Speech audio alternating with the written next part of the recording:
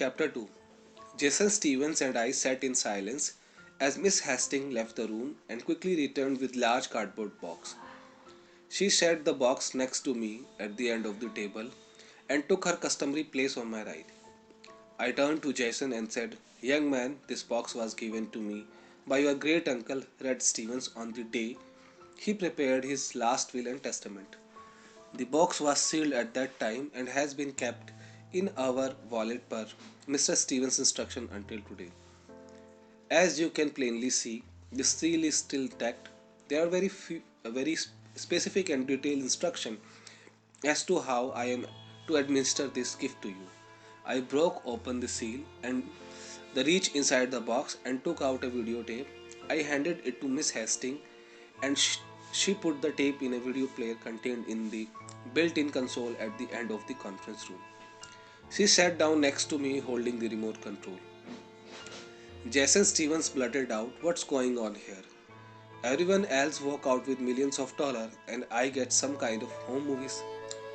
I tried to ignore his smug attitude and replied, "I think it will all become clear to you shortly." I nodded to Miss Hastings. She dimmed the light and started the video.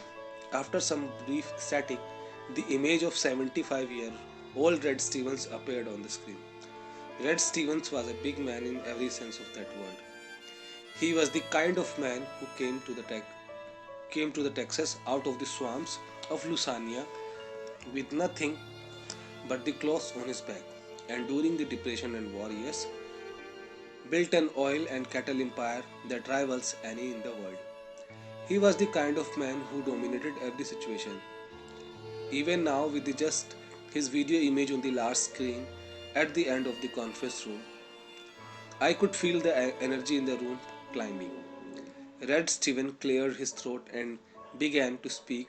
"Well, Jason, since you are watching this videotape, we will assume that I have kicked the bucket, bit the dust, bought the farm, and on to my just rewards. I know that my instructions have been followed to my letter, so you are viewing this video with my oldest and dearest friend, Theodore Hamilton, and his trusted associate, Margaret Hastings. Son, you don't know enough to realize it, but these are two of the finest people to ever walk God's green earth." Red paused for a minute and then spoke directly to Margaret and me using a derivative of my name that only Red Stephen was allowed to use. "Ted, I want to thank both you and Margaret for dealing with me, with all my in laws, outlaws, and assorted misfit relatives earlier today. I know that none of them will win any prizes. I also want to apologize to both of you for the sorry attitude that I am sure Jason has already displayed during this proceeding." Red paused for another brief moment, cleared his throat, and began again. "Jason, I lived my life in a big way. I had a lot of big accomplishments and I made a lot of big mistakes. One of the biggest mistakes I ever made was when I gave everyone in our family everything that they thought they ever wanted. In trying to make up for all the times I was not there, I gave them all material things. In doing so, I robbed them of everything that made my life wonderful. Regrettably, I think they are all permanently ruined. It's like when a horse goes bad, you simply have to take him out and shoot him. Unfortunate, Unfortunately, as my lawyer, Mr. Hamilton, advised me, shooting our entire family would be a frown upon. Therefore, I have taken steps in my will to provide a living for all these relatives, even they will never experience life. You, on the other hand, Jason, may be my last vestige of hope in our family. Although your life to date seems to be a sorry excuse for anything I would call promising, there does seems to be some spark of something in you, and I am hoping we can capture and fan into a flame. For that reason, I am not making you an instant millionaire for the rest of your life." Jason slammed his open palm onto the conference table and began to speak, but was interrupted by Red Stevens' words from the videotape. "Now, Jason, before your mouth off and embarrass both you and me in front of these fine people, let me explain the ground rules here. On the first of each month for the next year, you will meet with Mr. Hamilton and Miss Hastings to be given one element of what I call the ultimate gift.